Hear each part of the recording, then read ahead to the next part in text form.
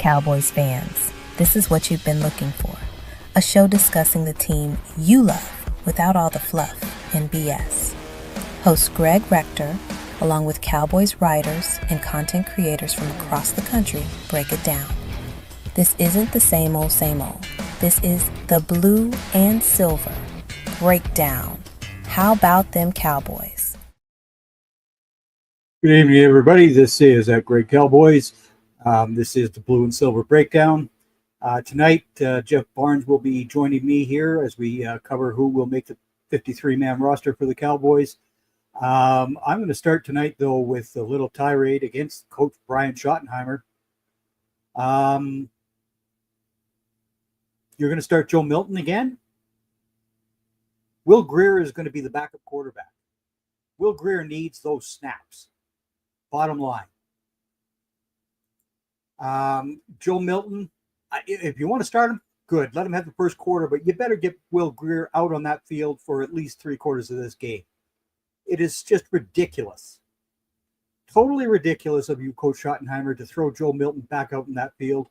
Again, he doesn't have the starters in front of him and all that other fun sort of stuff. But again, I've seen enough of Joe Milton already to know that he's not going to be ready to be a quarterback for the Dallas Cowboys in the 2025 season.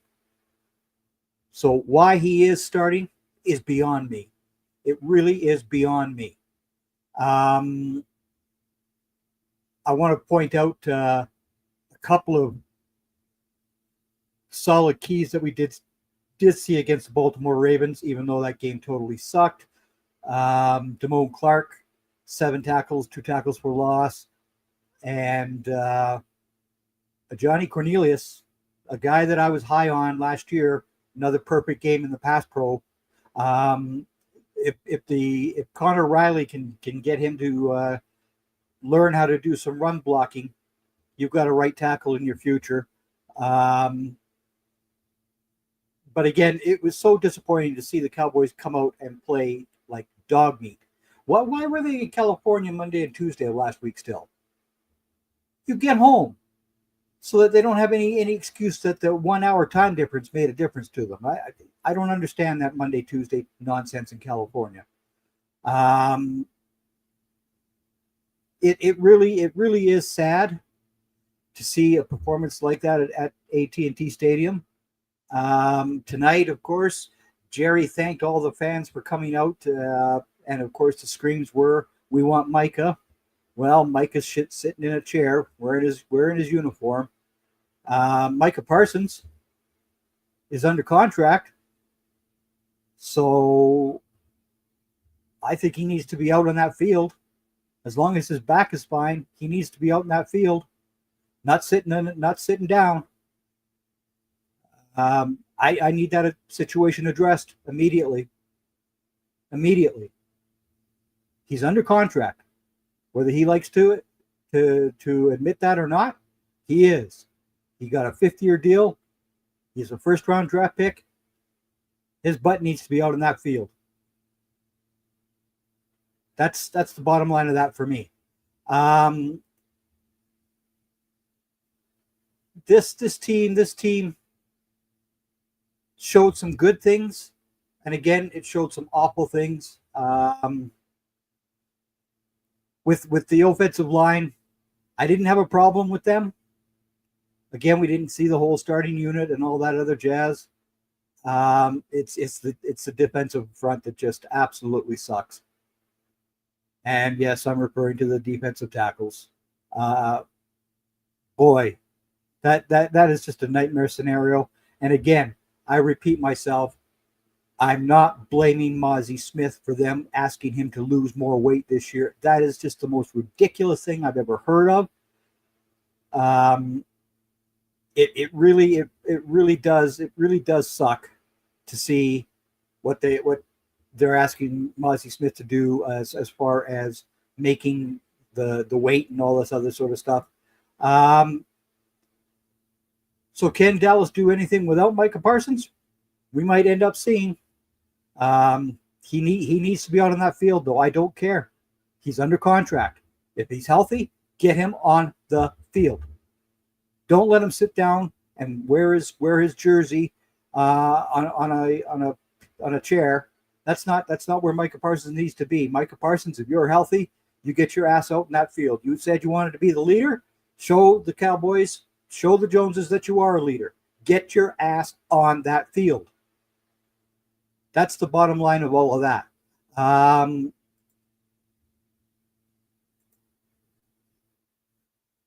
Again,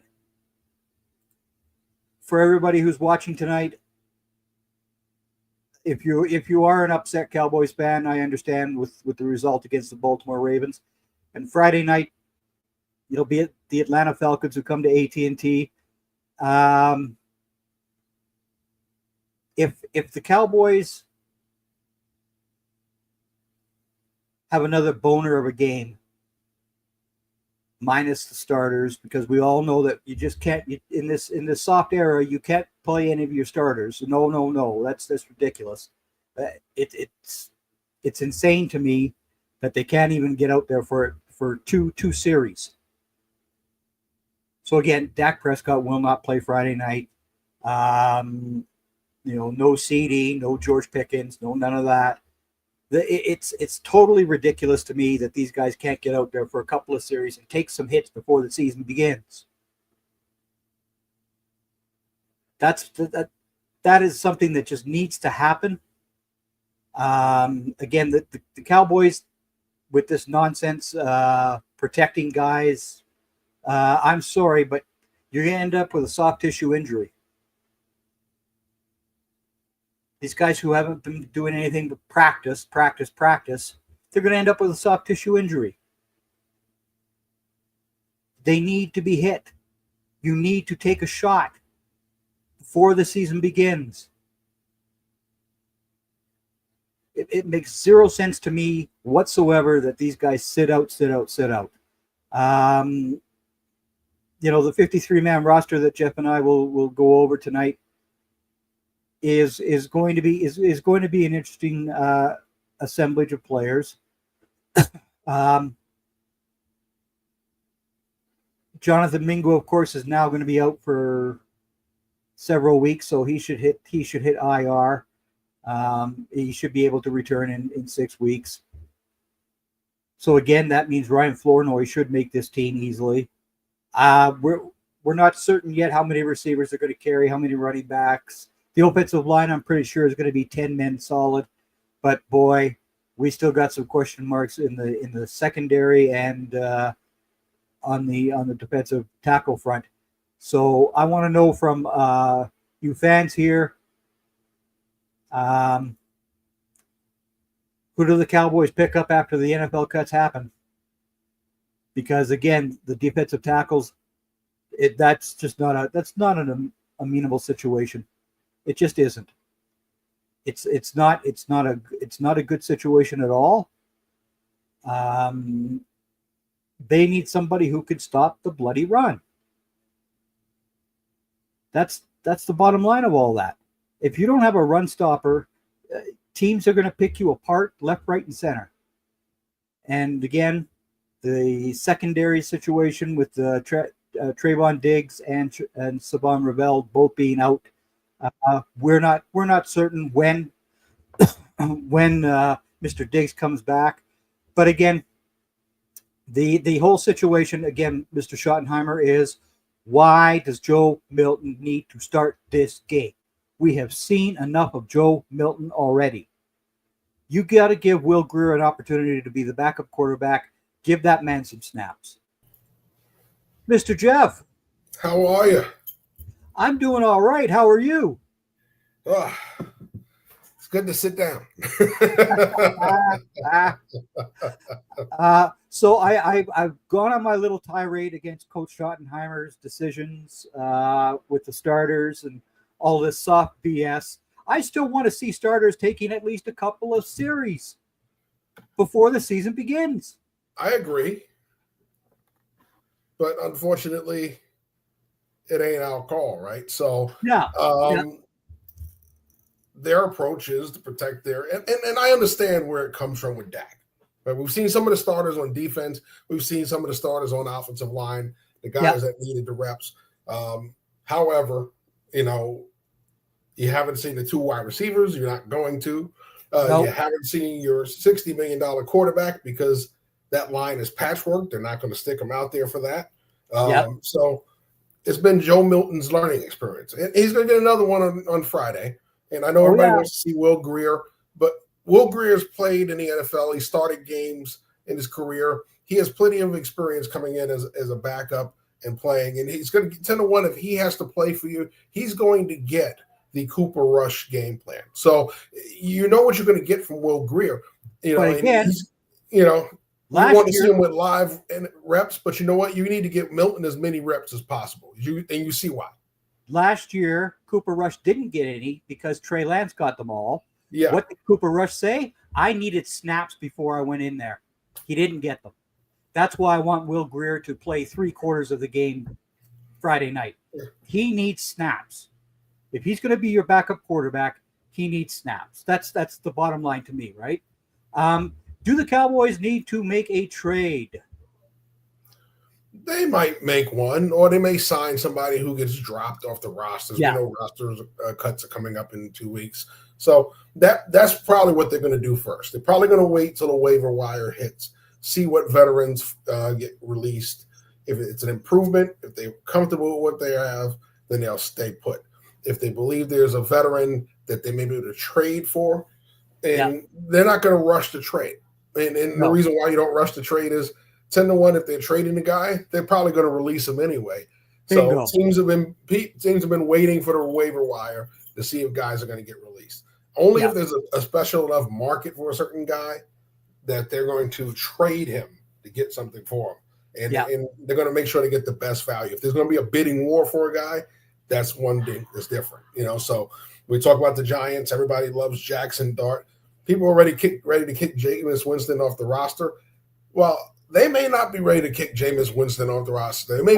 They said so today. The Giants released a statement today that Jameis Winston is remaining at New York Giants. Yeah, exactly. That's it. Exactly. All these people who get into a rush over what a rookie quarterback does against other rookies in a preseason game drives me off the deep end. Jackson Dart, you played well. Caleb Williams, you played great against Buffalo, but you weren't playing the Buffalo Bills' first-team defense. And you're not playing against scheme defenses, right? You're playing against the vanilla stuff that, they don't throw game plans out there. They just go out there and they want to put their guys in position and they'll work off of that. So it's not regular season football yet. So even if you're getting guys reps, they're getting timing and all that stuff down. They're getting to see different faces and different people from practice. Doesn't mean that they're seeing what they're going to see in the regular season. And that's part of the things that fans have to really dial back on. I said this in a tweet a couple of weeks ago.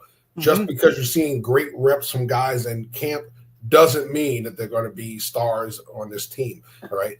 Once again, you have to talk about the fact that you line up against a guy 5 times a week, 6 times a week. Guess what? You're going to know how to beat that guy.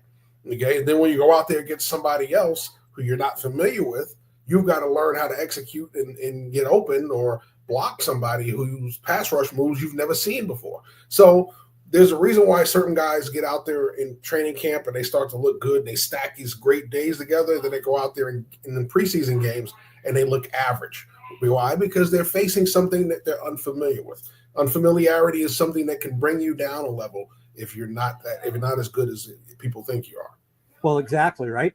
And again, I still don't like this 3 preseason games. I really preferred 4, but again, we can't do this anymore. We can't do this because, of course, we now play 17 games, and it'll soon be the 18th game, right? Yeah, and that was the players. So the players said we got to shorten the preseason, right? We don't need as much preseason. You realize they do need more preseason. But especially the offensive and defensive lines. Yes. And they need to be in pads a lot more than what they already are. I'm sorry. They need pad work. Yes. Well, less padded practices. Yeah. Less preseason games, right? Which means, guess what? And honestly, without having a 4th preseason game, I believe this is why people do not play their starters really in the preseason. Because you have that. Remember that 4th game was exclusively to those guys, right? Yeah. The first game, they'd get a lot of run. The second game, they'd get a little bit less because the starters would get a little bit more time. The third game was a dress rehearsal for the starters. So they played 2 quarters, sometimes 3 quarters. That's right. And then after that, it was exclusively the fourth game was the bubble guys, right? Now you really don't have that fourth game anymore. So the whole preseason's become all about those guys, the backups and the bubble guys, because, the starters are getting more time in practice in joint practices, and they're using those scrimmages. And that's one of the biggest things about it, is, you have to get more reps. So they're trying to force that in the control scrimmages where less guys are apt to get hurt, as opposed to putting it in the preseason games where injuries can happen. And, and now kudos to Brian Schottenheimer for running 11 on 11. Yes. I'm sick and tired of 7 on 7 and 9 on 9. I hate that BS with a passion. You have 11 men for a reason. You use all 11 men. And yes, Coach Schottenheimer has had 11 guys going against 11 guys. That's how football should be played. So they go back to the quarterback situation. People have to also remember Joe Milton, year 2, right?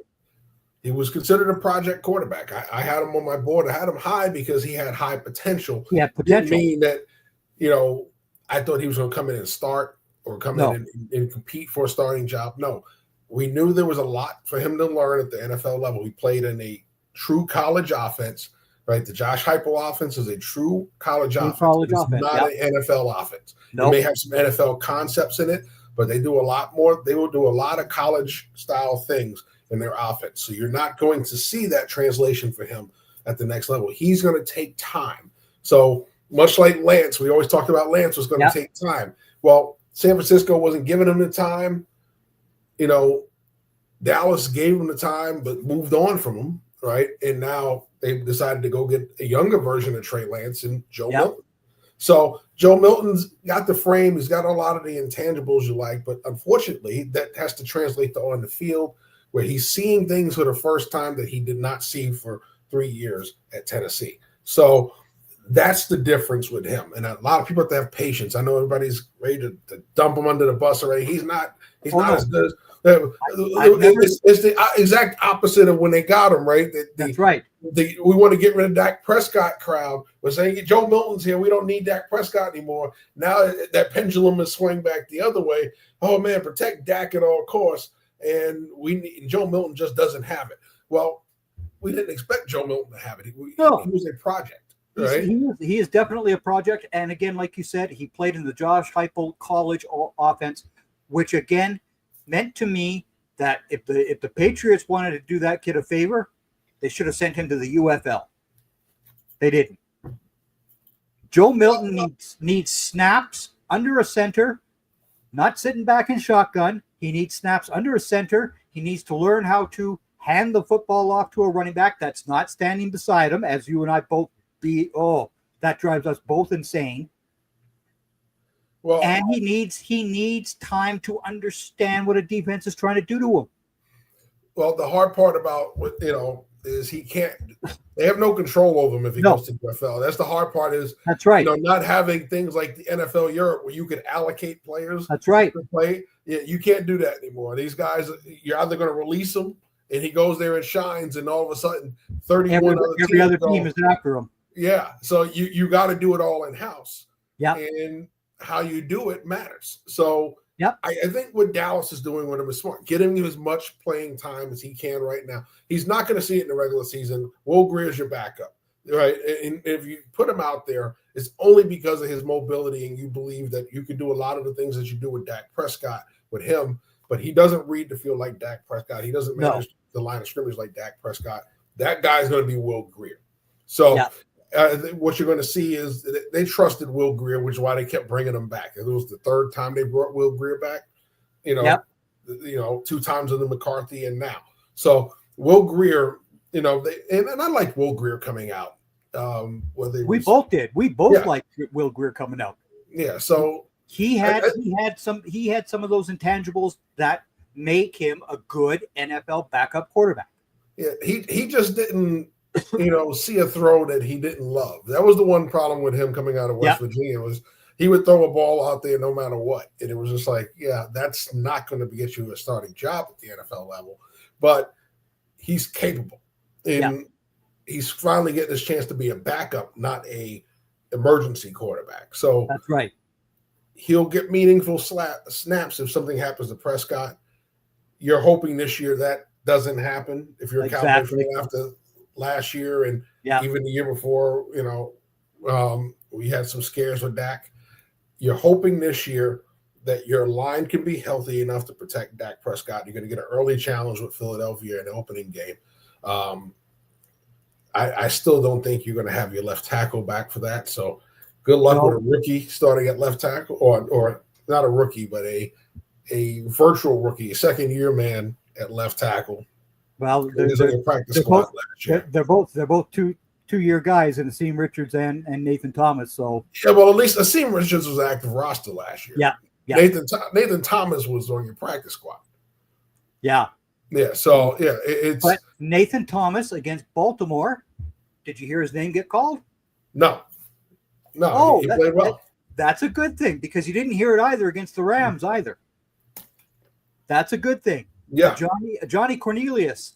Did you hear his name called? Both games? Not. Oh, thank goodness, because you know how I feel about Terrence not being able to pass, throw, block, steal. Yeah, but the guys they faced in the preseason are going to be a different animal from That's right. Yeah. But again, Johnny Cornelius needs to understand how to do the run blocking, which Terrence Steele does well. Terrence Steele was always a good run blocker. It's his pass protection that's it was always shaky. It was shaky at Texas Tech. Texas Tech, which is why horrified. Yes, that's right. That's why he was a UDFA, right? Yes. But again, as long as I'm okay with having Thomas and Richards start at left tackle, either one of them, I don't care. All they have to do is keep Dak on his feet. That's it. You mirror the defensive, the edges who are coming at you. You get help from a tight end or a running back. That's what you need to do. Now absolutely. Here's the roster spots that we need to discuss. Beebe, Tyler Booker, Terrence Steele as our 5 offensive linemen. I have Hoffman as the backup to Beebe. TJ Bass can back up any position on that line. Johnny Cornelius, I think, makes this team. I think if you're going to put somebody on that practice squad, it's going to be the kid that they had from Cincinnati. So, well, I noticed certain things the last preseason game. All right. So,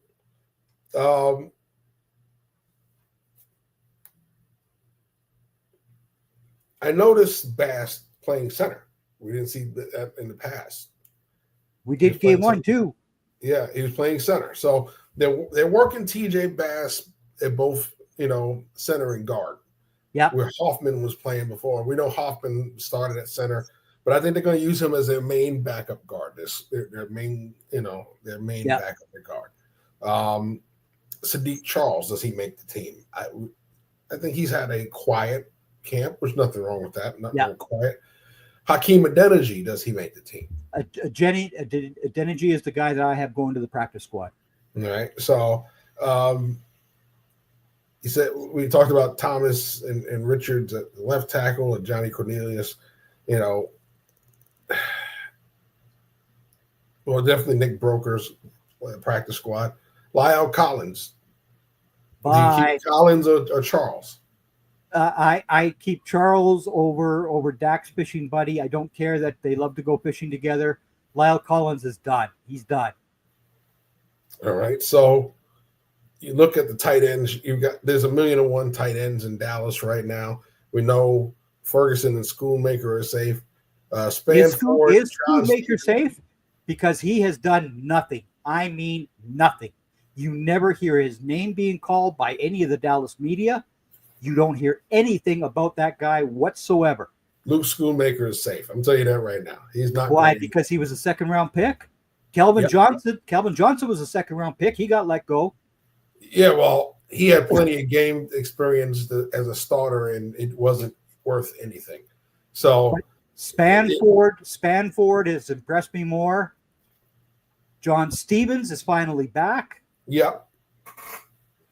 That's where I have a question. Keep 3 or 4? That's the question. Yep, that's right.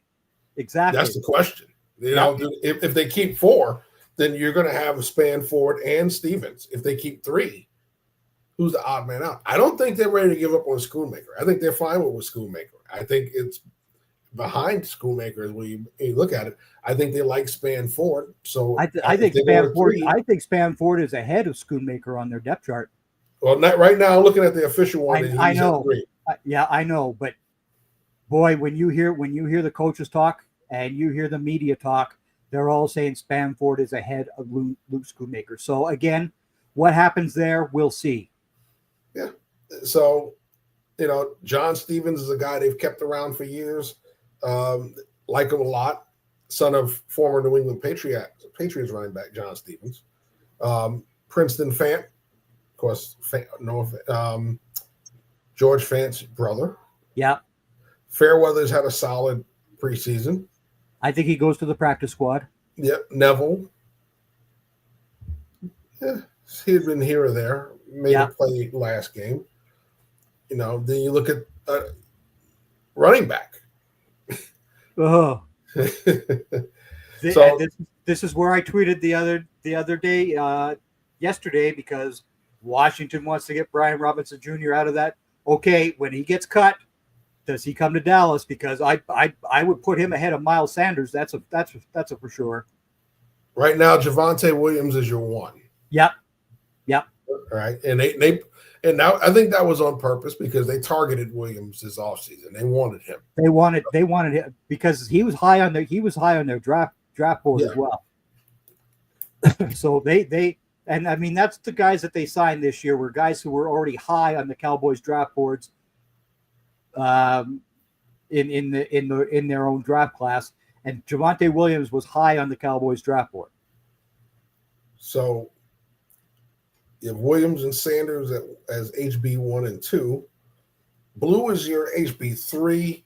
Yeah. He's been battling an ankle injury, so you haven't seen him in the preseason.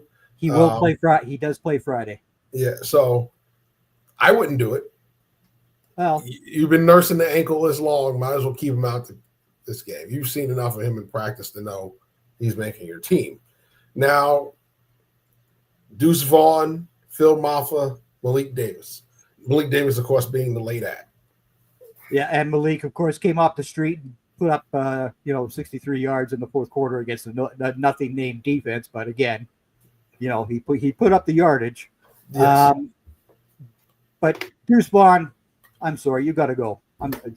There's no room for you. Phil Maffa needs to be a practice squad player as far as I'm concerned. And you also have Hunter Lipke, who will also be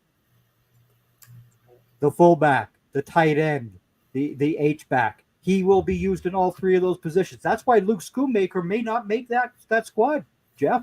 If they decide on Stevens and Spanford, they also have loved what Lipke does as a tight end. Yes. Well, I'll tell you what. I think Maffa goes to the practice squad. Yeah. But when, I thought when I looked at him, I thought Maffa was his eventual replacement. And while we haven't seen much of him at fullback in the preseason, he's been playing his regular running back position. This is why he becomes the practice squad guy this year, so he can add a little bit more size, and he could replace Lipke next year, I think. And I think, we look at it, that's how Lipke started. Lipke was getting a lot of carries at running back, and then all of a sudden you started seeing him at fullback. Yeah. Less of the tight ends playing the fullback position and more of him doing it. So I think that's the long-term plan when they drafted him. We haven't seen it yet. We may see it in the future. And he has the ability to be a very good fullback. So middle year wide receiver depth chart, quite crowded Yeah. Jonathan Mingo, of course, is now out. Yeah. So the good thing is you can IR return him, but you got to wait Yeah, till after cuts to do it. that's So right. Yeah. yeah, so you can IR return him. So Yeah, that's good. that's good. Ryan Flournoy makes this team. Bottom line. Jonathan Brooks does not. Jalen Brooks? Or Jalen Brooks, sorry, yeah. Jalen Brooks does not. What about Jalen Moreno Cropper? Or just Cropper now? He got rid of Moreno. Yeah, Cropper. I like the guy, but I just don't see him doing having done enough to make this team. I like Flournoy. I think he did enough last year to stick around, and he's had a quality preseason. I like Moreno Cropper's versatility. I just don't see a consistency from him. But that's the one piece that he doesn't have is the consistency. Whereas Flournoy, when he has been out there, every single time he's been out there, he is consistent. He blocks well for runners. He finds his spots very nicely. I think Flournoy was a great ad that they had 2 years ago. We both agreed on that. Yeah. When they did draft him, because he is a very good receiver. We just apparently we had our wires crossed. He was supposed to come on the draft show with us. Remember that? Yeah. Somehow he missed out on that. But I see what they see in Holden. I think he needs a year on a practice squad. Same thing with Josh Kelly. He needs to go on the practice squad. Hopefully those guys don't get poached by another team. But I think that's where they belong. Those guys, put them on the practice squad for a year, let them acclimate, come back next year and compete. It's time to move on from Cropper. Yeah. It's time to move on from Jalen Brooks. Jalen Brooks is inconsistent with the hands. That you can't have. You just can't have it. He'll make a play here and there, and then he'll drop a play here and there. You need him to be consistent with the hands. You can't come in here with this group that desperately needs somebody to make plays if they're getting into the 3, 4, 5, and 6 wide receivers. You need somebody who's going to come out and make a play for you because you got enough possession, guys. Right? Now, if you're going to drop passes, then you don't need to be here. The next receiver that we both loved coming out of college, Jalen Tolbert. Mm-hmm. Does he get traded? No. I don't think so. I don't think so either. But I've seen a lot of things happening about Jalen Tolbert being traded. I don't buy that. I don't buy it. He had 700 yards last year. He was your top touchdown scorer last year. Yeah. You're going to trade him, and then you have Mingo, who is already hurt, so he won't be there. Turpin, who's a limited receiver, all right, and he's more of a gadget right now than he is a third wide receiver, all right. And then while you can put Flournoy out there, he's still got to acclimate. To playing against some of the guys he's going to face and the coverages he's going to see. He saw limited action last year. So I'm going to go with the guy I know that's proven to be my wide receiver 3. He should have a better year being wide receiver 3 with the 2 guys that are out there, right? Yeah. Because I'll tell you right now, Pickens is an upgrade over Brandon Cooks. Yeah. Brandon Cooks in his prime was better, but not now. Not now, no. So they did the right thing. They went out there and got Pickens. He's an improvement. You need it. You need somebody that's going to go vertical beside CD and actually make a play on the football.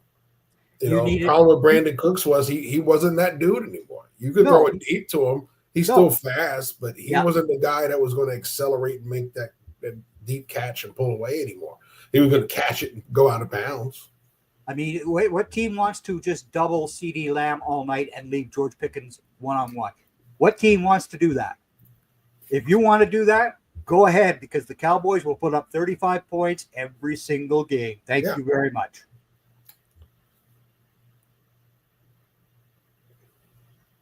All right, so let's talk about everybody's favorite side of the ball.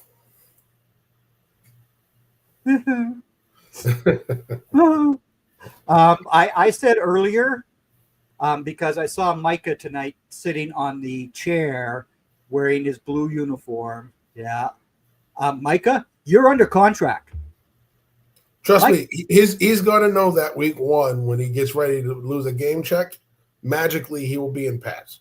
Yeah, well, Micah needs to be showing that he wants to be this team leader and all this other stuff that he said as well. Micah Parsons, you need to be out on that practice field. If your back is now good, you need to be practicing. I'm sorry what you're dealing with your contract, but you're under contract. You need to be on that field being the leader that you claim to be. You need to be out there, Micah. I understand he wants to bag now, and who doesn't, right? Yeah. The player he's been since he's come into the league, who doesn't? The problem is you just don't have the leverage to force their hand. That's right. And this is the thing I've been saying all summer when people were saying, oh, this is like Emmett. This is not like Emmett. Emmett had no contract. That's right. He did not stand to lose anything if he sat out the first two games because he had no contract. This is not like Dez or CD who are on the franchise tag, who could threaten you with not signing said franchise tag. He can't threaten you with anything other than sitting out and losing money because he is under the last year of his deal. That doesn't happen until next season. Yes. Right. So when people say Jerry just signed a guy, he doesn't have to. He's under contract right now. It honestly, if he plays better than he did last year, it drives the contract price up even more. And this whole thing, it's getting blown out of proportion because it's the Dallas Cowboys and the media loves to talk about Jerry Jones and the Dallas Cowboys.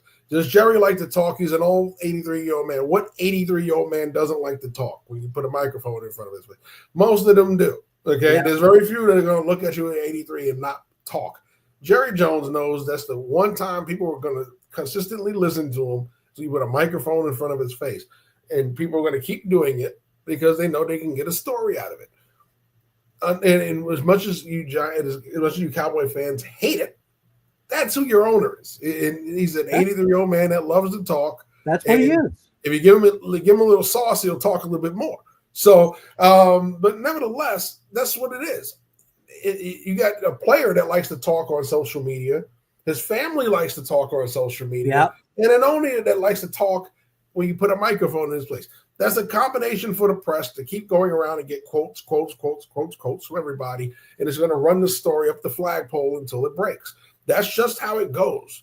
Now, it's frustrating as a fan, but at the end of the day, your main focus is, are they going out there week one and they're going to be competitive enough to beat the Eagles? That is all you care about. Week one, Michael Parsons going to line up. Is he going to play about 35 to 40 snaps that day? Yeah. He'll probably play 35, 40 snaps. He'll be gassed after 2 or 3 plays because he hasn't played all preseason. He's been not been practicing.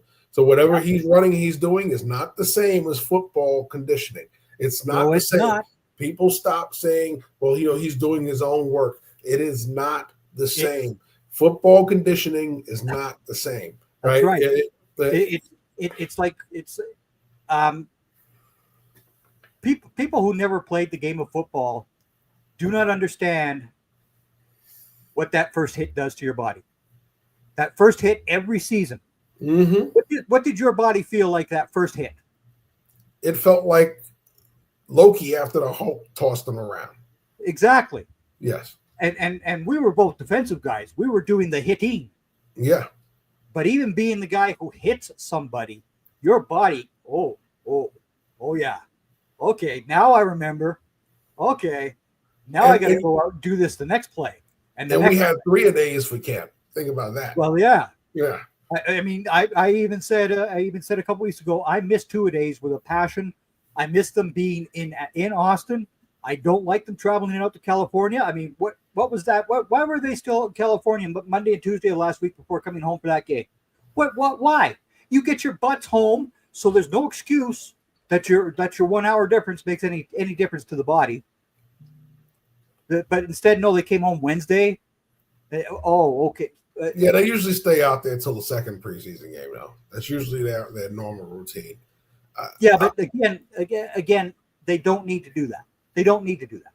Well, I'll tell you, I'll take Oxnard, and I know people hate it because they feel it's more country clubbish weather-wise, but the one problem they had with Wichita Falls, it was the heat. You can't have the kind of training camp that they used to have in the heat out there. And even Jimmy was like, yeah, this heat is even Jimmy complained about it, right? Oh, yeah. Yeah. So while he loved working his guys out, that heat in Wichita Falls was just, so I know they did Thousand Oaks for a while when Jimmy was there. And that was a big improvement because Thousand Oaks is hot, but it isn't Wichita Falls hot. No, right? No, exactly. You have to have a climate where you can get the work done. And you weren't getting it done in Wichita Falls to the point, because remember, they had guys literally, you had the heat exhaustion kicking in, guys going out there having heat strokes. And, so they had to kind of get away from that. They did San Antonio, but being in the dome, they didn't really want to be in the dome, and then fans, and it just wasn't as palatable as being out in, Oxnard, where they have the multiple fields, the fans are separate so they don't get in the way, and and it's a better place. You also have the Chargers and the Rams right there to practice against. Yes. Instead of just the Houston Texans, mm-hmm. you have two teams that you can go up and practice. I prefer practicing against the Rams rather than the Chargers any day of the week. But absolutely, absolutely, that part's all okay. But again, we're going to now run into the defensive line. There is no one technique on this team, Jeff. There is none. Because Mozzie Smith has been asked to lose weight again. It didn't matter whether he had to wait or not. He was getting abused the same way. Exactly, because as I said, the year he was drafted, his defensive line coach did not allow his players to come off the ball at the snap. He did not allow that. He still hasn't learned how to do that. He still has not learned how to do that. Mozzie Smith was a waste of a first-round draft pick. Thank you very much, Mike McCarthy, you clown. When Mozzie Smith came out and said, "Oh, I just like to hit people," that was his extent of football. Oh, no. No.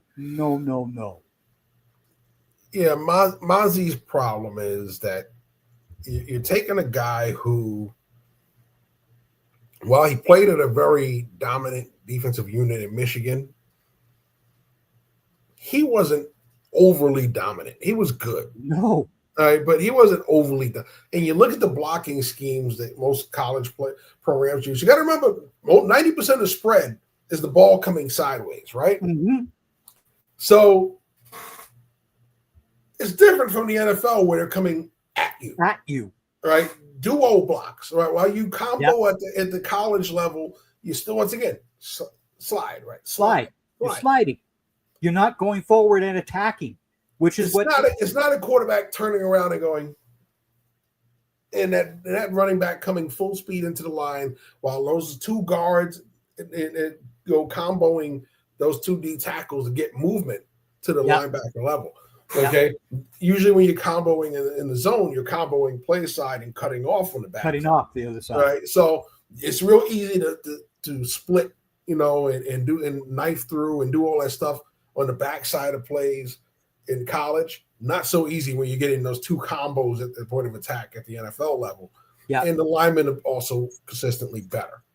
Yeah. Right. So that's a whole nother story. So Mozzie had to find that out the hard way, and he's continuing to find that out. And he's not that player.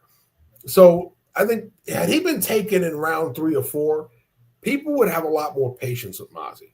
The fact that he was a first-round pick, and first-round picks have high expectations, he, like Taco Charlton, were drafted higher than they should have, and they've been heaped with those expectations of first-round picks that they were never, ever going to live up to. And that's just, unfortunately for Mozzie, that's how it goes. You were drafted by a team needy for the position. You were a need pick instead of a value pick at that point of the draft. And, you know,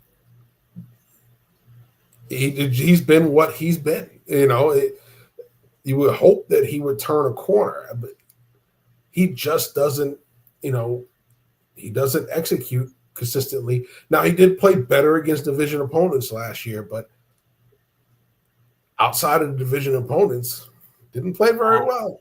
It was pretty ugly. Yeah. So you got to worry about that. Your Tampa Bay Buccaneers took Nate Hushmacher, the DT from Nebraska, as a UDFA. Yeah. Who I really, really wanted the Cowboys to take, because that man may only be 310 pounds, but he stops the damn run. He stops it. Well, he's getting all the talk, and the one they're also talking about hasn't even played it down yet. Yep. All right, and that's because they want him to get down in weight. I saw him; he was still 460, 465 in January. He's down to 430. He's down to 430 now, Mr. Wilson. But I'll tell you what, I think that's deliberate. People are going, oh, well, they're not letting him play. Why can't he lose the weight? He was 500 pounds last year at Florida. Yeah. Okay? When I saw him during the season and when I saw him in January at that All-Star game, he was smaller at that All-Star game than what he was during the season. And he was 500 pounds at Florida. He was 465 in January, and now he's 430. Okay, and I think they want him to lose a little more weight, and what they're purposely doing, they're holding him out. And what it does is it makes him undesirable to other teams. So when it comes to cut downs, you can release him and add him to the practice squad, where he'll continue to lose weight and get in shape, and he'll work out with the team, and he'll stay on that practice squad till they're ready to play him, whether it's late this year or next year, you know. Yeah. And he will be a contributor then.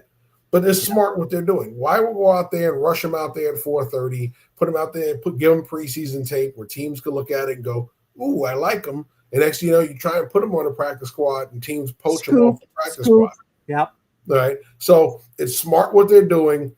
Yeah. You're overweight. We want you to lose more weight. Yeah. Just go over there and play with the dummy while we're practicing. And once they make the cuts, they're going to give him the talk. We're going to put you on the practice squad. So just hang tight. You'll take a day off. We'll pick you up tomorrow. Yeah. And that's exactly what's going to happen to him. And all of a sudden, you're going to hear about him either late in the season or next year coming onto the team and making a play. And you go, wow. In mini camps, they were talking about how hard he was to block. Yeah. So they know what they've gotten him. They want him to get to the weight they want him to get at so he can stay out there for more than 2 plays at a time. Yeah. And that's what the big thing with him is right now. It's all about that. But talking about the Cowboys, you have a rock at the one technique, but he's got to learn how to play one technique at the NFL level, and that's Jay Toya. He's going to the practice squad, I think. Well, I think Perrion Winfrey stays on the team. He might. Well, Denzel Jackson's going back for the second year in a row. We know that. Yeah. Ernest Brown definitely going to the practice squad again. Akin Basodi is going to the practice squad. If not, he's just going to be released. But I have a feeling he'll be on the practice squad. Well, you know what? We said 3 or 4 guys are at that position alone. No, one of those guys is an odd man out. They're not making the team at all. That's right. I'm leaning more towards Brown than Daxon. Brown doesn't make the team. Yeah. I think Akin Basodi is a guy that they want to give another year or two. But yeah, Toya, I think they go with 4 DTs, unless it's Perrion Winfrey. But I think they drafted Toya for a reason. So Toya is in the same position this year that Mozzie Smith was in his first year, understanding that he now has to attack. He needs to attack he's not ready to do that. So that's why I've got him going to the practice squad. He couldn't end up being the 4th DT though. He could. So who makes this team as a pass rusher, as an edge rusher? We know about Parsons. We know about Nealand. We know about Fowler. After that, and Sam Williams, that's 4. You have Ezeraku, that's 5. Yep. You signed Peyton Turner, 6. Peyton Turner may get cut. You got Wheat over Turner. Yep. Because Tyrus Wheat always seems to make the play. Whenever he's been given the opportunity to, he has made plays for the Cowboys. And you hear things about him much more so than you've heard about Peyton Turner, who of course was injured to begin this training camp with as well, which again hurt him. But he was out there this week. Yep, he was out there this week. Yeah. But again, I don't know. There's just something about Tyrus Wheat that he just screams like he's going to be a Dallas Cowboy. You know, he's been there for several years now. Yeah, on the practice squad. He was active roster last year with all the injuries. That's right. I don't know. I sometimes you follow the money. Yep. You know, it would be cheaper to cut Turner, but also you signed him for a reason. That's right. So I think that pushes Wheat out. Yeah, that puts. It's going to be one or the other, right? Yeah, and I think that puts Houston on the bubble. And Houston, again, is another guy who always shows up and gets a quarterback sack. Always.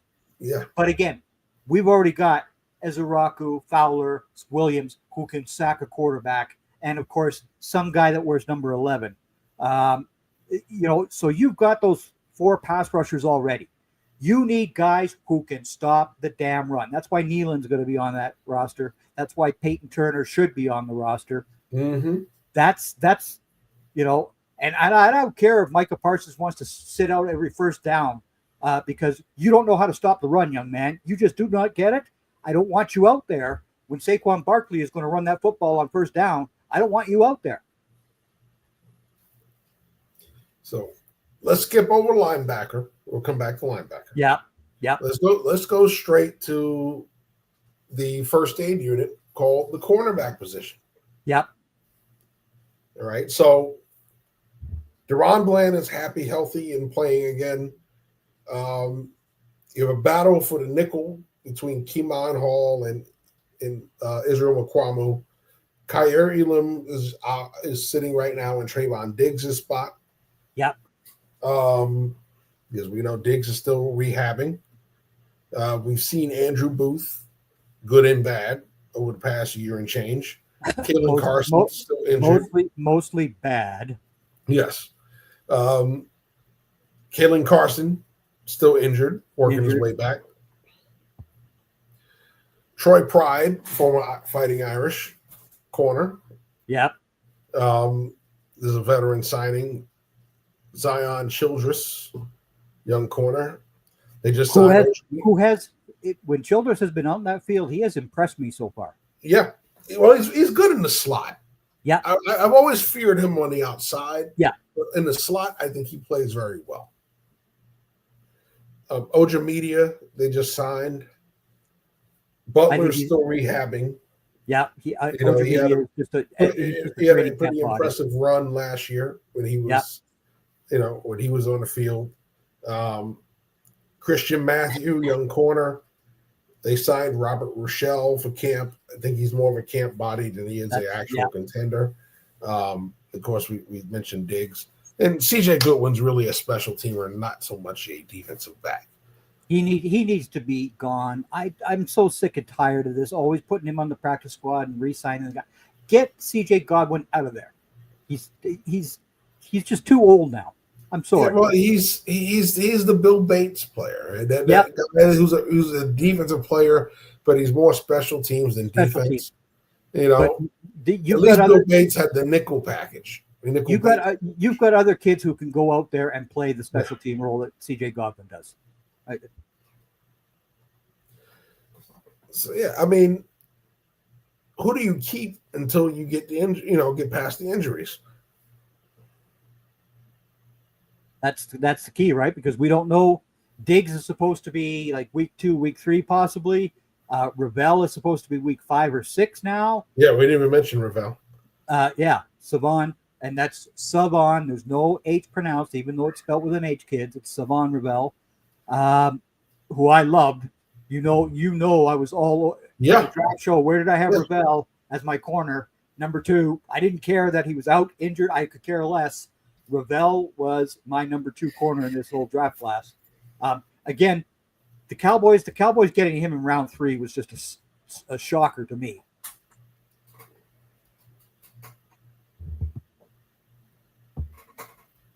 But I really think Israel Mukuamu needs to be the starting nickel corner. He was my 6th corner on the board. Yeah, I had him much higher than you and Bill both did it, because I just love the way he played at East Carolina. I love the way he played. Well, I liked him too. I just had, I had Johnson up there. You had other guys up there because they were all healthy and all that other stuff too. Well, right? no. I mean, I like the way he played. Don't get me wrong. I still had Hunter and Will Johnson ahead of him. I had Barron ahead of him. See, Barron, I didn't have Barron as high as you guys did. Yeah, I had Thomas ahead of him, and I had Morrison ahead of him. Yeah. But again, because of the injuries and all that other jazz last year, people forgot about Ravel. I never did. Yeah. I didn't. When I saw him as a junior, this is an NFL corner. He is ready to go. I didn't care that he had an ACL injury. He was ready to roll. That was it wasn't the injury related. Why he was he was a 2nd round grade on my board. Yeah. So I had to put the glasses on because I still have the draft board up. So I was able to look over here and see where I had them. I didn't have to go looking it up on the. My draft board is still up there from last year. Those tags will come down after the season when the new tags are ready to come up after the college season. So that's how that goes. But yeah, listen, I like Ravel. I don't think they're going to rush him back because you've already rushed one cornerback and had him go right back out last year. You're not rushing him back either, right? So you got to fight through like they did last year, the first couple of games without corners. So, Bland is going to be out there. Elam's going to be out there. Yep. And I think is it going to be Hall or Mukuamu? I think Mukuamu, because you remember that loss to the San Francisco 49ers. Mukuamu was the best defensive player on the field that day. Mm-hmm. Why McCarthy never gave him another start was beyond me. It just, what are you thinking about? This kid was a good corner coming out of South Carolina. He was. He has never been given the opportunity. I hope that Matt Eberflus does give him the opportunity. Well, he seems to like him in the slot. Yep. He does play him outside when he has to. Which means Hall could come in and play the inside slot when Mukuamu covers for Bland or Elam on the outside. It just goes to show the different regimes, right? If he'd been here during the Marinelli regime, he was a corner the whole time because they loved those long corners on the outside. Even with Dan Quinn. Yeah. Which shocked me because Quinn was his head coach in that game against San Francisco. Hello, why didn't you use him the next year? It was McCarthy.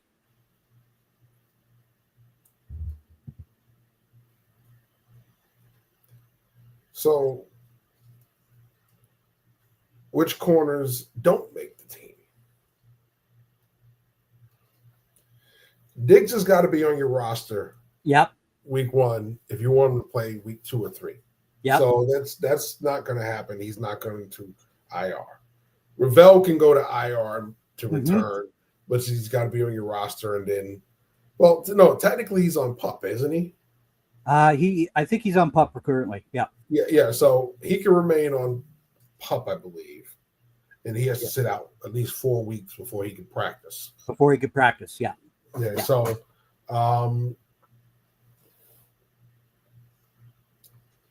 let's see. Childress, practice squad. I keep him on my roster.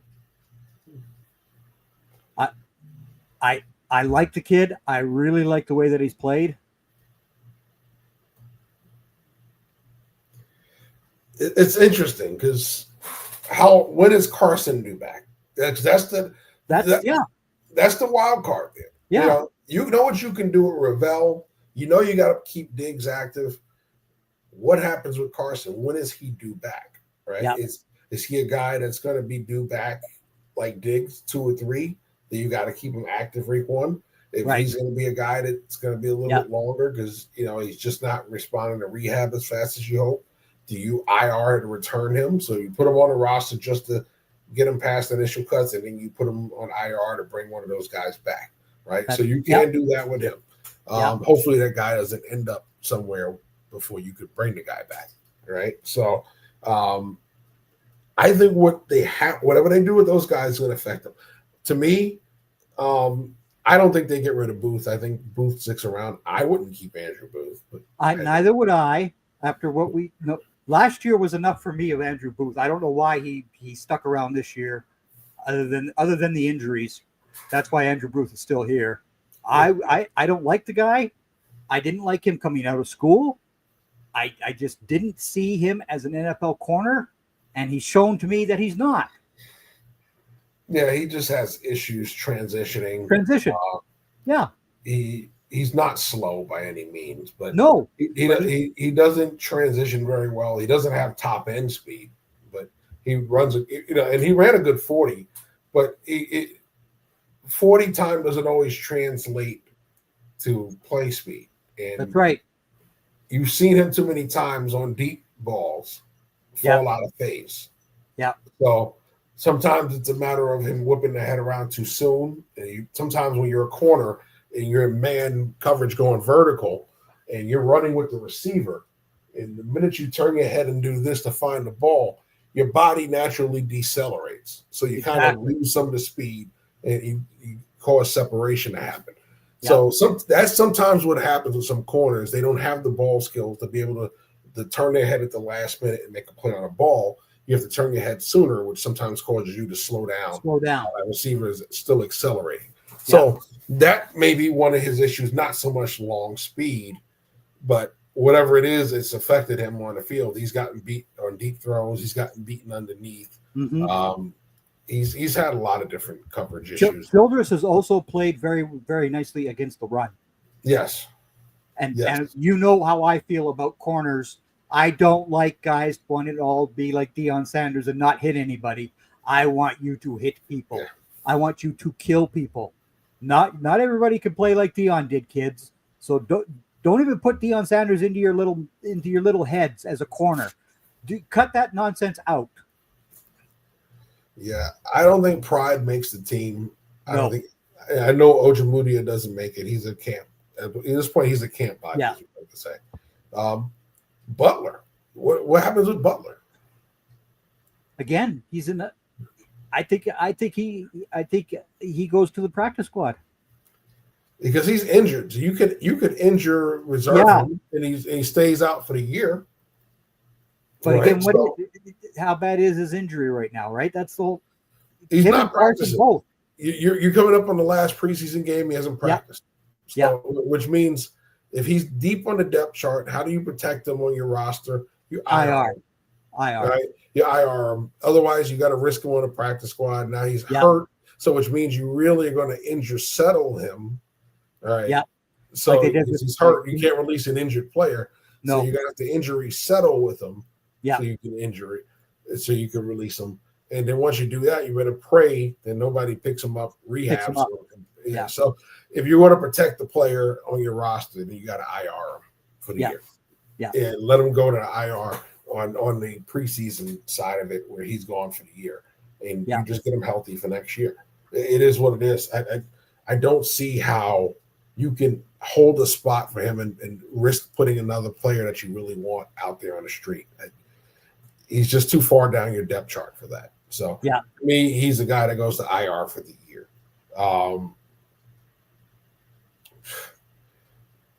Christian Matthew, another guy, like I said, these guys that either practice squad or released. Robert Rochelle's getting released. We know that. So in safeties, those last two guys I have both being released. Yes, safety's a lot thinner, right? Wilson and Hooker, Wanye Thomas, Bell. Then you got Elijah Clark and Mike Smith. And Elijah Clark has played pretty decently. Yeah. So do you keep 4 safeties or 5? I keep 5. Yeah. I keep 5. I keep Elijah Clark, and I put the other safety in the practice squad. So for the amount of guys that they're looking to keep, that means some of these special players got to go, right? So that means, yes, Goodwin would have to go if you want to keep some of these other guys. You have Trent Sieg. You keep, you need Sieg because he's a long snapper. It's a special position, right? But, when you look at elsewise, some of these guys that they bring special teams value only, like Goodwin, you need help, he's got to go. Yeah, it is what it is.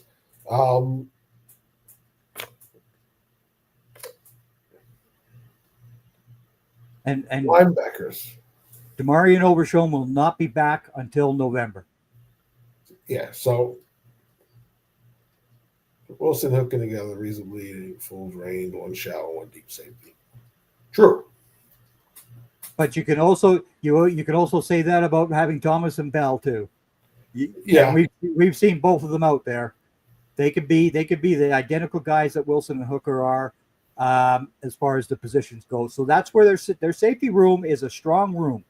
Yes, you don't have to go too deep there. So right now they're all right. Linebacker though is interesting because once again your best one is injured.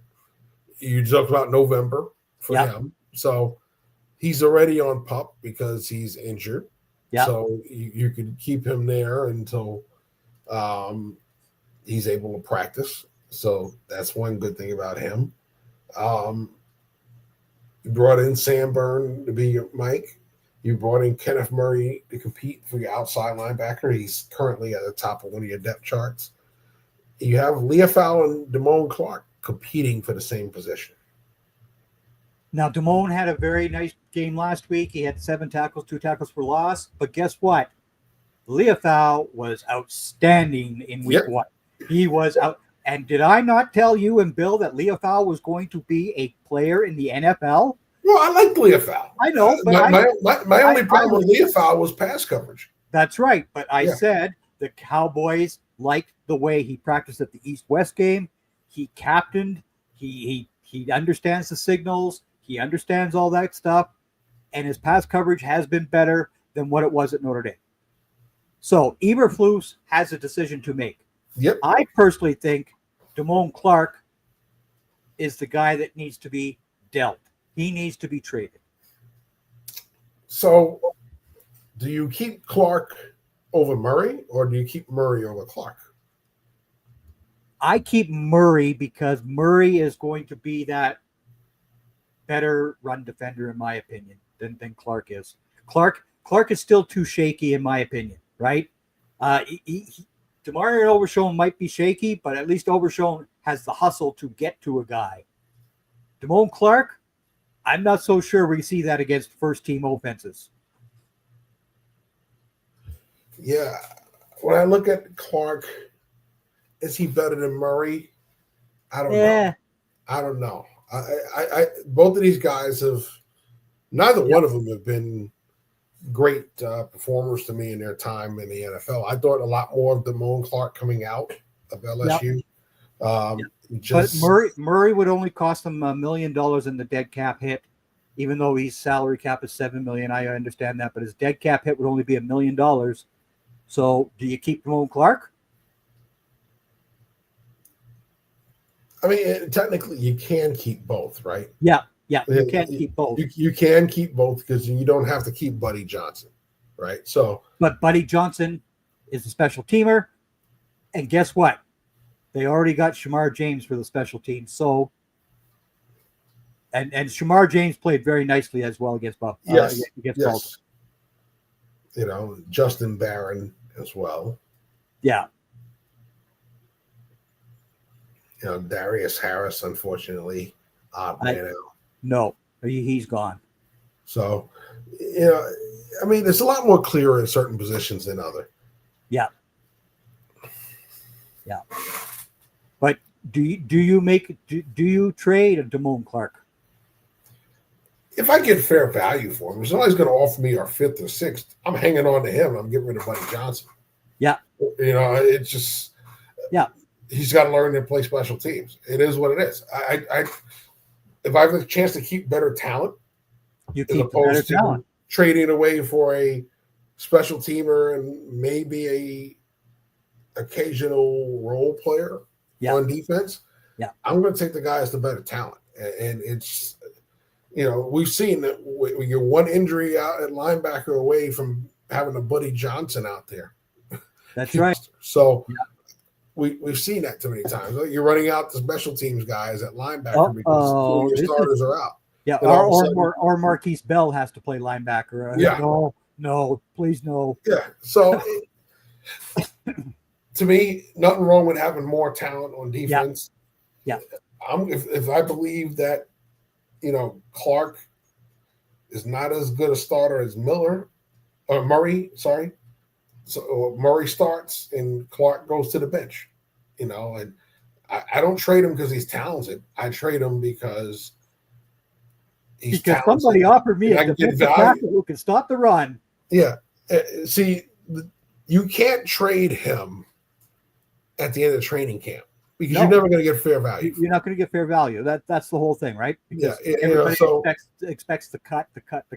Yes, because you're going from is it 90 that they're at right now or 85? Yeah, 90. Yeah, 90 to 54. It's a lot of cuts.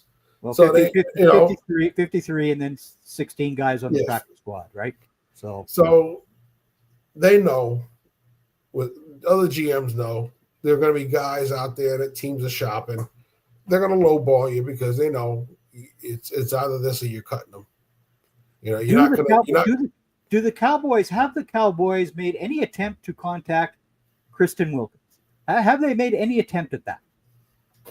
I don't think they have. I don't think they have either because, of course, Jerry and Steven don't pick up the phone. Well, they do, but there was a time when they went after those character guys, right? Yeah. We could name. We got a whole arm length full of character guys they've signed. Whether it's Alonzo Spellman and many others, right? That they've brought in, the Greg Hardys of the world.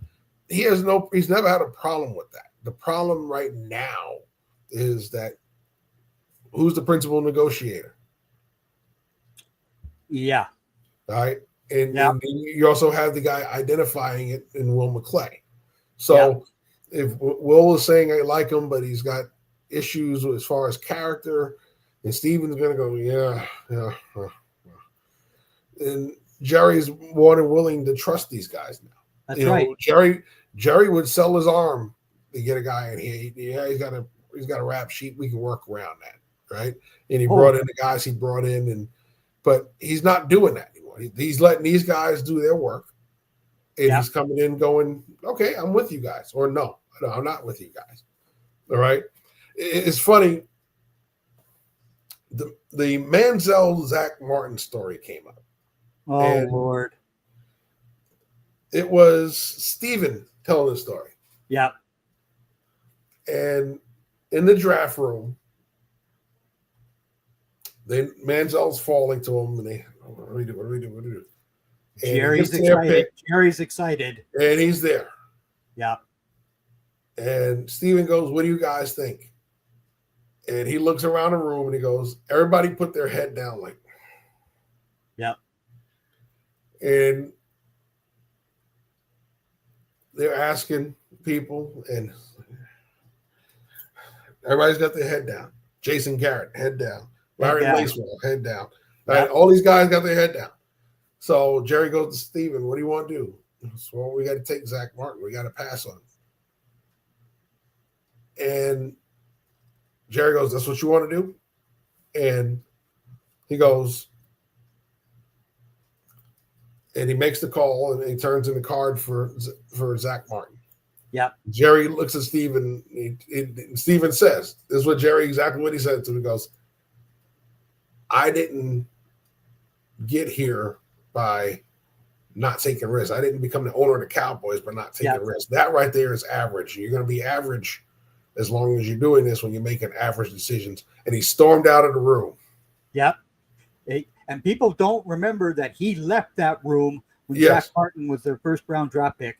Jerry left the room because Yes. he wanted Mr. Excitement, etc. And he wanted a Heisman. He wanted the Heisman Award winner. Yeah, I want that. He wanted to make a bold move, and Yeah. he believed Manziel was the bold move. Again, he came in 5 minutes later, goes, "Damn, son, that was a good move." But when he stormed out of the room, Larry Lacewell and Jason Garrett were like, "Whew, thank God that wasn't me that said that." Yeah, exactly. They were happy it was Steven that said it. It was Steven. They did not want the smoke from Jerry. Right? So,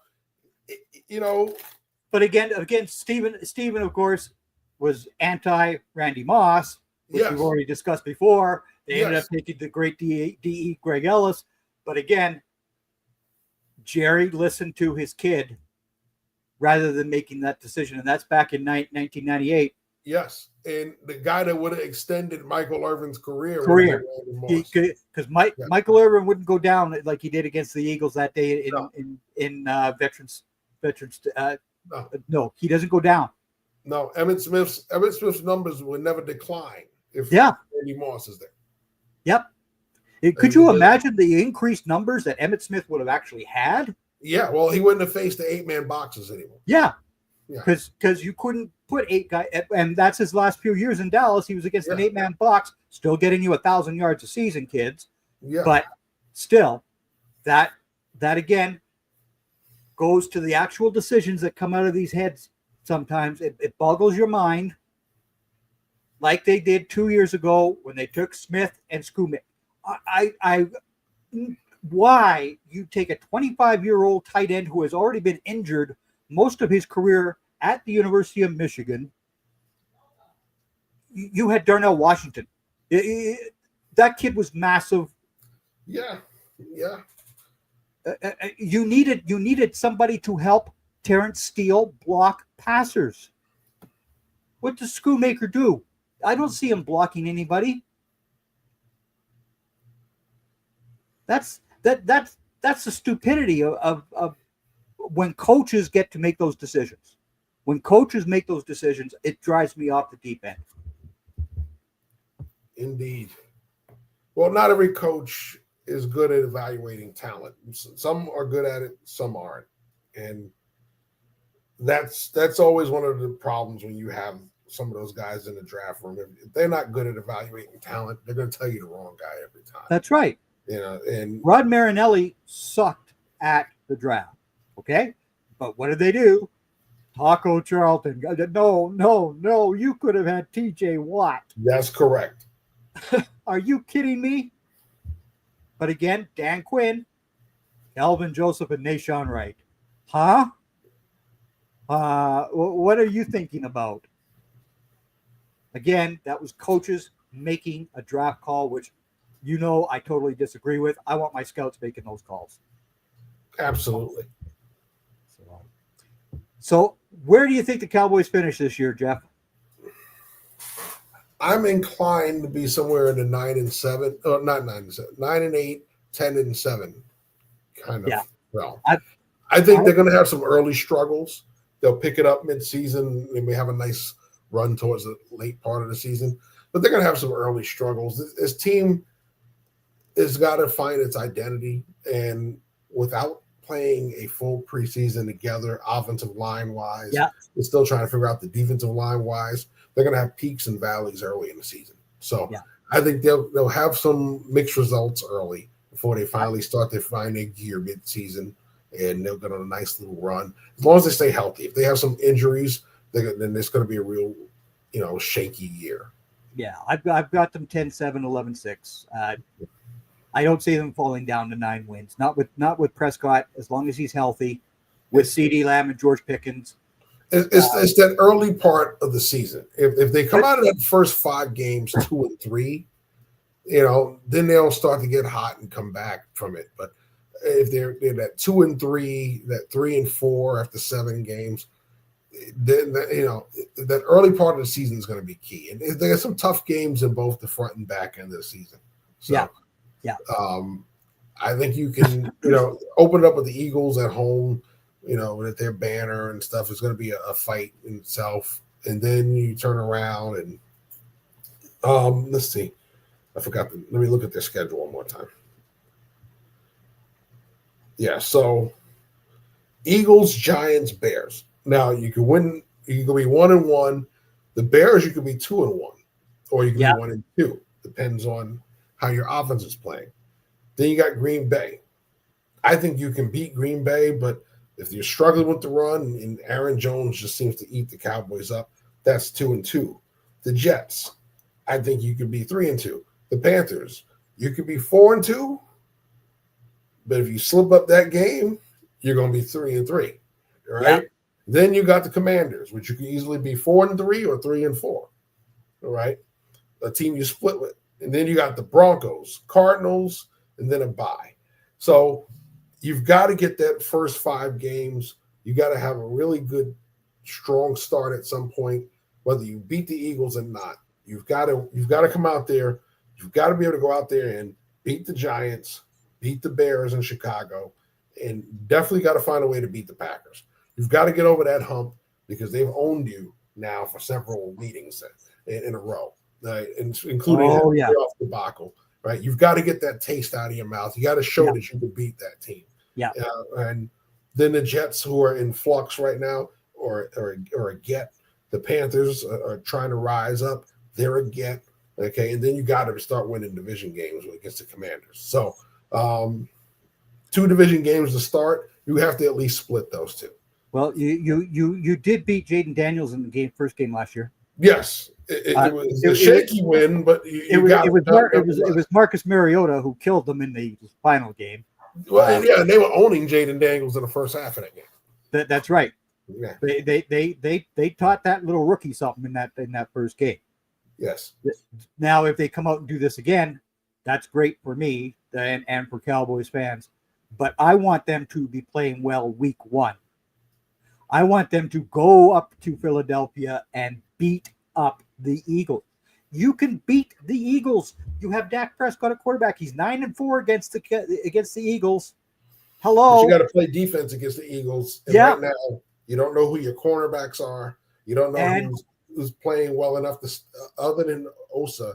You don't know who's playing well enough with your one tech to help you stop Saquon. And you don't know who your linebackers are right now, other than Sanborn and Leofau. Yep. And that's the issue that the Cowboys currently face.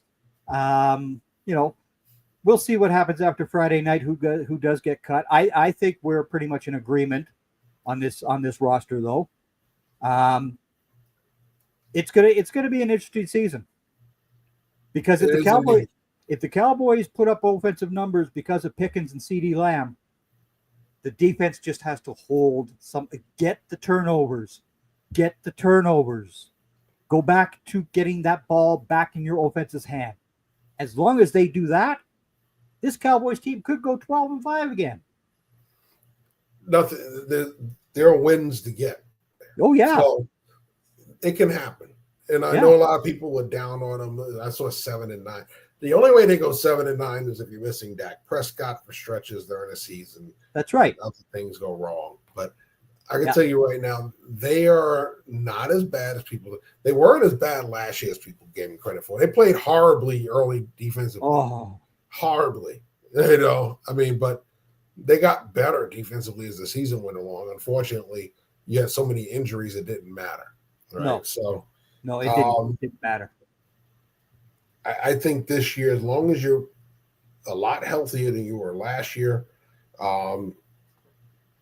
if you can turn around and play better on the offensive line, starting early in the season, even with the injuries, if you can go out there and move people in a running game, all right, and then turn around. And I know a lot of people were down on the running game and the scrimmages and in the games itself. Oh, they weren't moving bodies. Once again, your starters were not out there on the offensive line. No.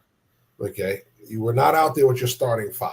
And you're probably going to have 4 of your 5 for week 1. So there's still a lot they have to fix. And I think they'll get a lot of the ship righted. However, being able to go out there and stay healthy and do it is a whole nother story. That's right. So we saw it in 2020 when Dak went down. They suffered. Last year, he went down. They suffered again, right? Yeah. When Dak Prescott has been the quarterback of the Cowboys, and here's this nonsense I saw that Lamar Jackson had the best season ever without winning an MVP award. He didn't throw for 5,400 yards and 55 touchdowns. Peyton Manning did that. That's the best season I've ever seen by a quarterback. Yeah. And Lamar Jackson has his 2023 award that he got over Dak Prescott when Dak Prescott actually had the better numbers. So, but Baltimore, you guys can whine and cry all you want.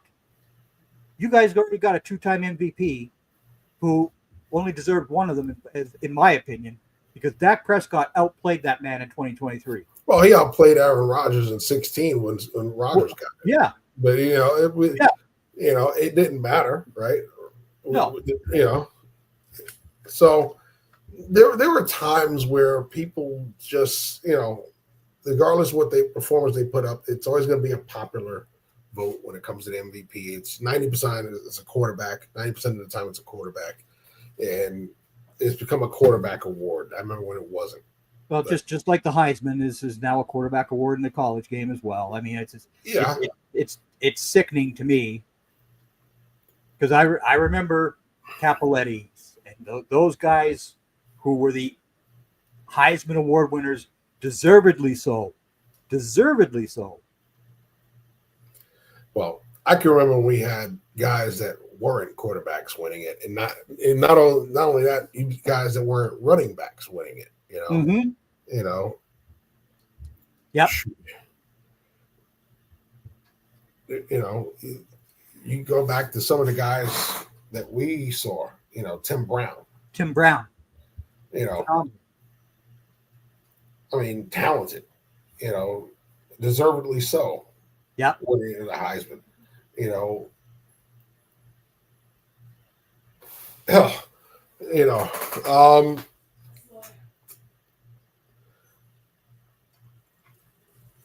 Didn't Edmund win it? Yep. Didn't Edmund win? I knew it was a defensive player besides Woodson and those guys. I said Edmund, Steve Edmund. Steve Edmund. Yeah. Yeah. So again, we've seen if they would just stop always saying it's a quarterback, then I'm okay with this. But it's lazy. It's like the Hall of Fame. It's easy totally to put in a guy that played on the championship team. It was a great team. It's like what we talked about. All those Cowboys that are still waiting, and you have all those Steelers that are. Yeah. And we talk about the only one you're talking about missing is Greenwood. For the most part, 90% of the guys that are Steelers from the 70s that deserve to be are already in. You have both receivers from the Steelers in there, but you don't have both Niner receivers. I still don't get how John Taylor is sitting at home going, man, I don't have a gold jacket. How do I not have a gold jacket? Ricky Watters and Roger Craig are both sitting there. Neither one of them are in the Pro Bowl. Neither one of them have it. Well, Roger Craig is the only guy to get the 1,000 yards receiving and 1,000 yards running the football. Mm-hmm. He's the first guy to ever do that, and he's not in the Pro Football Hall of Fame. And he is the first one to do it multiple times. Yeah. Yeah. It boggles your mind how these guys don't think. But again, they're talking about Sean Alexander and these guys. I said those guys don't go in before Craig and Waters. It doesn't make any sense how those guys are still waiting. It doesn't make any sense how we're talking about all these guys in defense. We're still waiting for Darren Woodson. I mean, you only put in 4 guys this year despite Darren Woodson. That was a slap in the face to me. Oh, you're speaking to the choir, as we both very well know. Darren Woodson for the last 5 years has deserved to be put in the Pro Football Hall of Fame. He actually deserved being in there in 2008 when he was first nominated. But again, the NFL hates the Cowboys. You could say what you like. The NFL hates the Dallas Cowboys. Cornell Green is another man who belongs in there. Everson Wallace. Those guys all belong in the Pro Football Hall of Fame, yet they're not in there. Right? Yeah, we talked about Too Tall. Oh, how is Harvey Martin? Harvey Martin, who does have the real sack record. It's not Strahan. So it's like I said, we rehashed it. We did a whole show on that. Yeah. If you missed it, go back and watch it.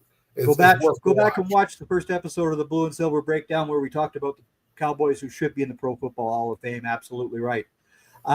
Jeff, I want to thank you very much for being with me tonight. I think we pretty much agree on our 53-man squad. There was a couple of differences, but again, we shall see what happens after next week. Yeah, week from tonight. Yeah, exactly. And we will see who they cut and who goes to the practice squad. Again, I hope the Cowboys do have a decent season. I've got them going 11-6, 10-7. That's right now. I have them in that sweet spot of 9-8, 10-7. I think they can do better than that, but I'm counting for, like I said, they have to gel together. I'm going to give them at least 4 or 5 games to start to figure out who they are. Hopefully, with the new play calling, it's been pretty vanilla. People are getting mad, but it's preseason. You don't want to show too much. Yeah, you don't. Well, even when it was the 4-game season, you didn't show that much in a preseason game.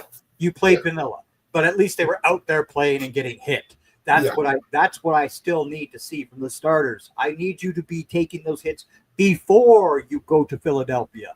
You need to get hit. I'm sorry, and a practice just doesn't cut it. Yeah. Well, like I said, I didn't agree with them doing it with the control scrimmages. I believe your offensive line has to go out there for a live action at least once. Yeah. At least in one game. I think the same thing with your quarterback and receivers. They got to see other coverage for at least more than one game. So at least go out there for at least a quarter in 2 games. I think it would be better. Even Jimmy did that. Emmett and them would play, a series here in this game, a couple of series in this game, and that was it. Yeah, that was it, right? So how is Mr. Ibuka doing for the Buccaneers? I think he's doing pretty well, is he not? Yes, he is. He is. Yeah.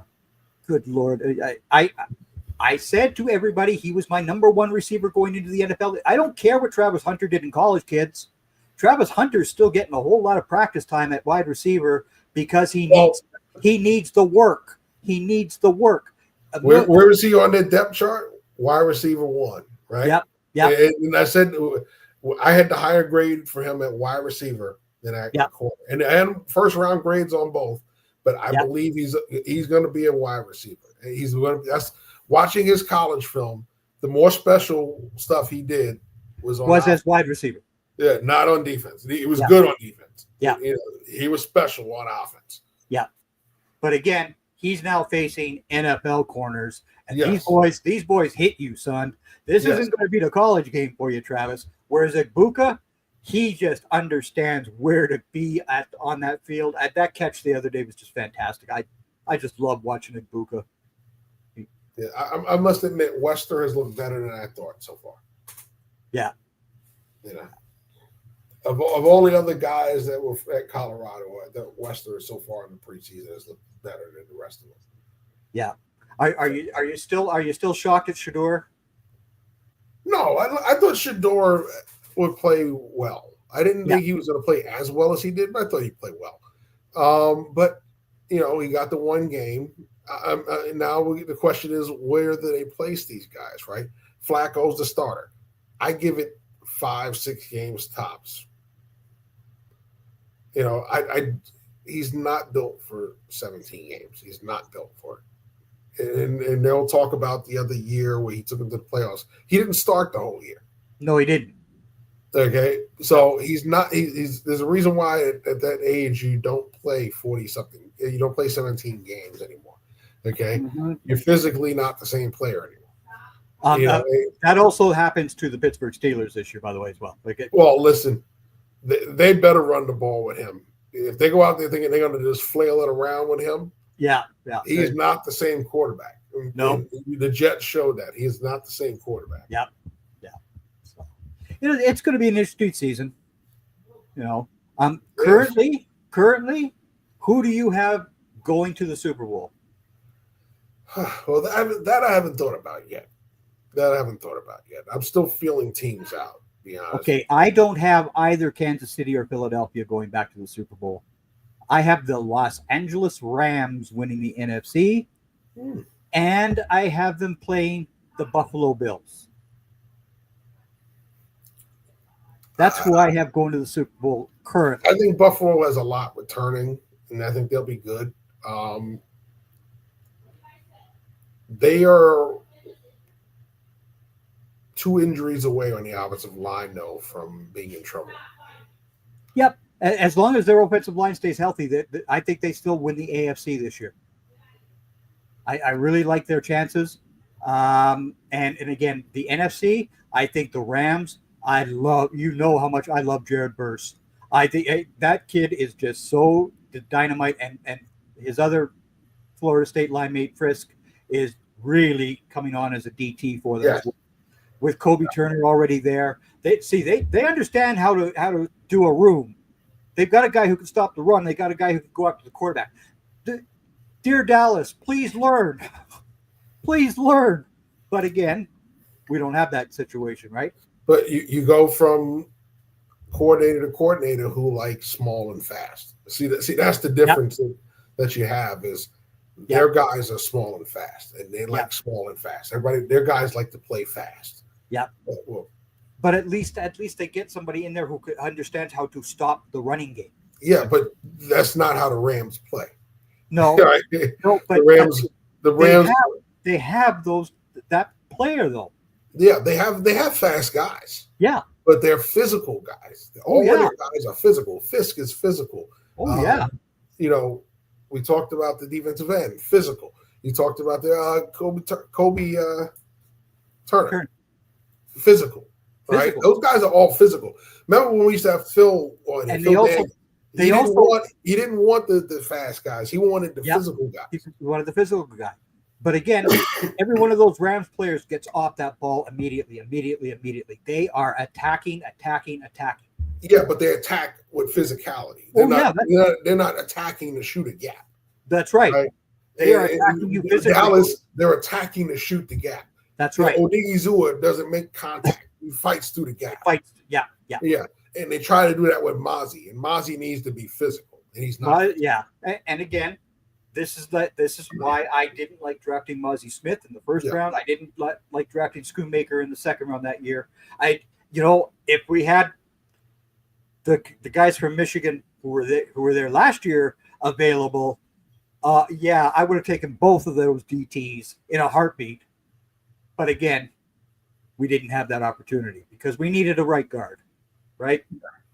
Yeah, and Mason Graham was going early. I mean, there was just no doubt about that.